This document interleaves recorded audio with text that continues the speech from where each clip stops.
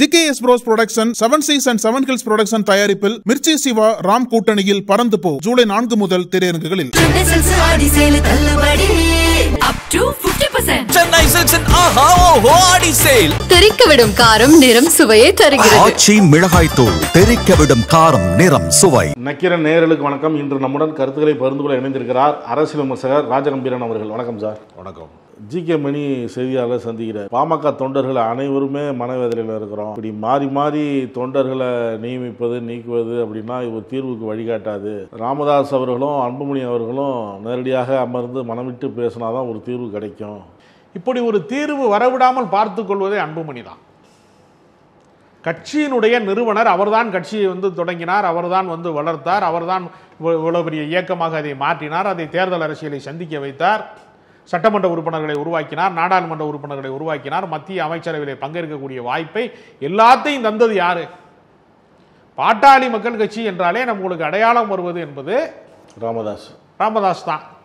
இளைஞரணி தலைவராக எவ்வளவு பேர் இருந்திருக்கிறாங்க. KM ஷரீப் கூட இளைஞரணி தலைவராக இருந்திருக்கிறாரு. அவர் பாட்டாளி மக்கள் கட்சி தலைவராக முடியுமா?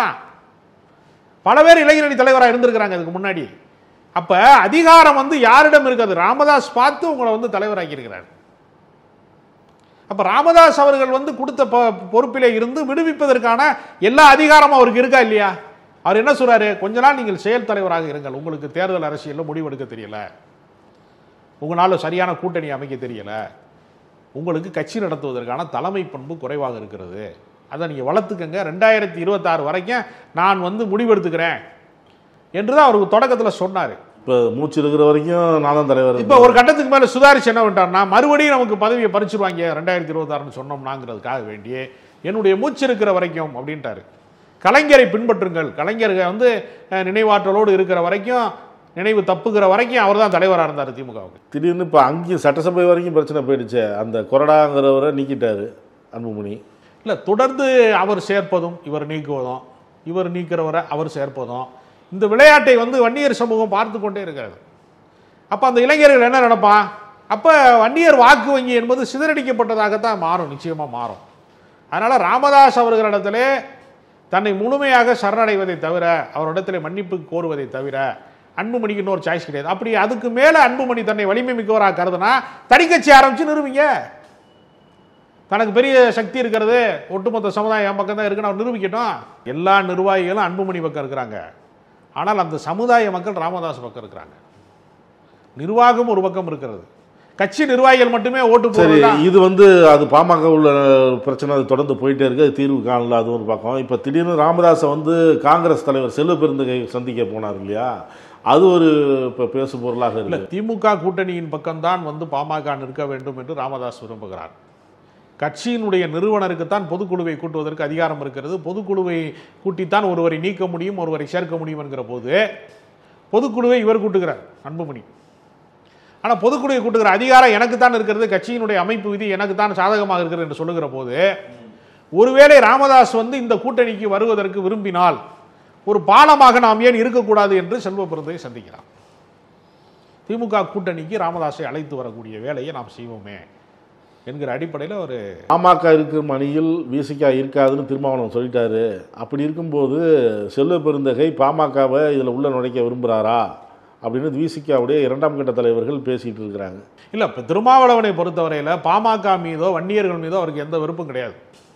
அவர் என்ன சொன்னார்னா, தருமபுரியினுடைய அந்த சம்பவம், 3 கிராமங்களை எரித்த அந்த சம்பவம், அந்த வீடுகளை கொளுத்திய சம்பவத்தில் சோசியல் இன்ஜினியரிங் என்று சொல்லக்கூடிய RSSனுடைய திட்டத்திற்கு பாமக பலியாகி விட்டது. பாமக எதிர்காலத்திலே இது போன்ற நடவடிக்கைகளில் ஈடுபடாத ஒரு சூழ்நிலை வந்தால் விசிக தன்னுடைய நிலைப்பாட்டை மாற்றிக்கொள்ளும். விசிகனுடைய தற்போதைய நிலைப்பாடு, இவர்கள் அந்த நிலை, அதே நிலையை எடுக்காமல் தங்கள் மாற்றத்தை விரும்பக்கூடிய ஒரு சூழல் வந்தால் விசிக அது தமிழ்நாட்டினுடைய முதலமைச்சர் தலைமையிலே பேசி ஒரு முடிவு எடுத்துக்கொள்வார். செல்வ பெருந்தகை போய் சந்திக்கிறார் ராமதாஸை.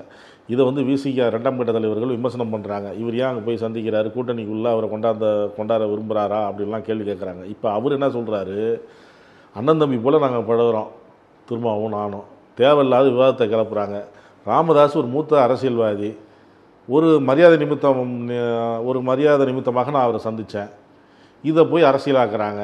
இல்லை, அதாவது கடந்த காலத்திலே விசிகாவிலிருந்து தான் செல்வ பெருந்தகை சென்றார். ஆமாம், அவரும் வந்து ஒடுக்கப்பட்ட சமூகத்தின் ஒரு பிரதிநிதி தான். அவர் காங்கிரஸ் கட்சியில் இருந்தாலும் அவர் ஒடுக்கப்பட்ட சமூகத்தின் ஒரு பிரதிநிதி தான். அப்போ பட்டியலின மக்களுக்கும் படையாட்சிகளுக்குமான பகை வந்து நிரந்தரமாக நீடிக்க வேண்டுமா என்கிற ஒரு கேள்வி இருக்கிறது. அது நிரந்தரமாக நீடிக்க வேண்டும் என்பதை வந்து திருமாவளவன் விரும்பவில்லை. திருமாவளவன் என்ன சொல்றாருன்னா, எங்களுடைய மக்களுக்கு அநீதி இழைக்கப்பட்டது என்கிற காரணத்தினால தான் பாமக இருக்கிற கூட்டணியில் நான் இருக்க மாட்டேன்னு சொல்றாரே தவிர, தனிப்பட்ட பகை வளர்ப்பதற்கோ வெறுப்பு அரசியலை விதைப்பதற்கோ அவர் விரும்பல. அதனால ஒருவேளை வந்து காலத்தால வந்து வன்னியர் சமூகத்தில் இருக்கக்கூடிய இளைஞர்கள், முற்போக்கு சக்திகளாக இருக்கக்கூடிய இளைஞர்கள் விசிகாவுக்கு வந்து வாக்களிப்பது தவறில்லை என்று கருதக்கூடிய ஒரு சூழ்நிலையும் மாறக்கூடும் எதிர்காலத்தில். அதே மாதிரி விசிகாவில் இருக்கிறவர்களும் நம்முடைய சாதி மறுப்பை வந்து விரும்பக்கூடியவர்கள், சாதி ஒழிப்பை விரும்பக்கூடியவர்கள், சாதி ஆதிக்கத்தை விரும்பாதவர்களும் வன்னியர் சமூகத்தில் இருக்கிறார்கள் என்று சொல்லுகிற போது ஒரு சமூக நல்லிணக்கத்திற்கான ஒரு மாற்றம் வந்து எதிர்காலத்தில் நிகழக்கூடும். இப்படியே பகையாகவே வந்து பல தலைமுறையாக கடந்து விட முடியாது. ஒரு மக்களுக்கு அநீதி இழைக்கப்பட்டிருக்கிறது என்கிற அடிப்படையில் தான் அவங்களுடைய கொள்கை மாறுபாடு காரணமாக தான் பிரிந்திருக்கிறார்களே தவிர, கடந்த காலத்தில் விசிகாவும் பாமகவும் ஒன்றாக பயணித்த அரசியல் கட்சிகள் தானே. அதுக்கு முன்னெல்லாம் சாதி வேறுபாடுகள்லாம் இல்லாமல் இருந்துச்சா? அவர்கள் கூட்டணியில் இருக்கிற போது தான் சாதிய முரண்பாடுகள் அப்படியே தானே இருந்துச்சு. திமுக கூட்டணியில் இருந்தாங்களே, திமுக கூட்டணியில் இருந்தாங்க. வந்து அம்பேத்கர் சுடர் என்கிற விருதை வந்து ராமதாஸுக்கு வந்து திருமாவளவன் வழங்கினார். தமிழ் குடிதாங்கி என்று கூட பட்டம் வழங்கினார். ஒரு சமூக நல்லிணக்கத்துக்கான முயற்சி செய்தார்கள். அது நடுவில் ஒரு விபரீதமாக அந்த 3 கிராமங்களுடைய அந்த தீ வைப்பு சம்பவம் அவர்களுக்கு எதிரானதாக திரும்பி விட்டதே தவிர, எதிர்காலத்தில் இது போன்ற சம்பவங்கள் நிகழாது என்று ஒருவேளை வந்து வருத்தம் தெரிவித்தால், மன்னிப்பு கோரினால், அல்லது வந்து மாற்றத்தை விரும்பினால் எதிர்காலத்தில் அது எல்லாமே வந்து மாறக்கூடும் என்று நான் நினைக்கிறேன். ஆனால் நீங்கள் இப்படி சொல்கிறீங்கன்னா வார்த்தை போர் அங்கே வந்து அதிகமாக போயிட்டுருக்கு. காங்கிரஸ் வந்து என்ன பெரிய வாக்கு வங்கி உள்ள கட்சியா, எங்களுக்கு தான் அதிக தொகுதியில் ஒதுக்கணும் அப்படின்லாம் போகுது.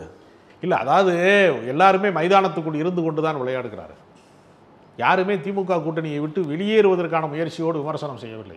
விமர்சனம் செய்கிறார்கள். கூடுதல் தொகுதி வேண்டும் என்று சண்முகம் கூட திருப்போணம் சம்பவத்திற்கு அரசை கடுமையாக விமர்சனம் செய்தார். அதுக்காக அவர் கூட்டணியில் இல்லைன்னு அர்த்தமாகாது. விசிகா தலைவர் கூட கூடுதல் தொகுதி கேட்போம் என்று சொன்னார். வன்னி அரசுக்கு இன்னும் போய் 50 தொகுதி கேட்போம் கூட சொன்னார். அது அவர்களுடைய உரிமை. ஜனநாயகத்தில் எங்களுக்கு கூடுதலாக தொகுதிகளை வழங்குங்கள் என்று கேட்பது அவர்களுடைய ஜனநாயக உரிமை. வெற்றி பெறுவார்களா, அதற்கான வேட்பாளர்கள் இருக்கிறார்களா, களப்பணி செய்வார்களா என்பதையெல்லாம் பார்த்து திமுக கூட்டணி அதற்கான அவர்களுக்கு உரிய பங்கீட்டை தருவார்கள். கருத்துக்களை பார்த்து நக்கீரன் டிவிக்கு சப்ஸ்கிரைப் செய்யுங்கள். உங்கள் ஆதரவே எங்கள் பலம். ஆசிரியர்களுக்கு நண்பனாகவும் மாணவர்களுக்கு ஆசானாகவும் திகழும் தேர்வு வழிகாட்டி. ஒவ்வொரு பாடத்திற்கும் அனுபவமிக்க ஆசிரியர்களின் துல்லியமான தெளிவான விடைகள். CNC இருக்கு, தேர்வு பயம் எதற்கு? இது தீரன் பப்ளிஷிங் ஹவுஸ் விற்பனை வெளியீடு.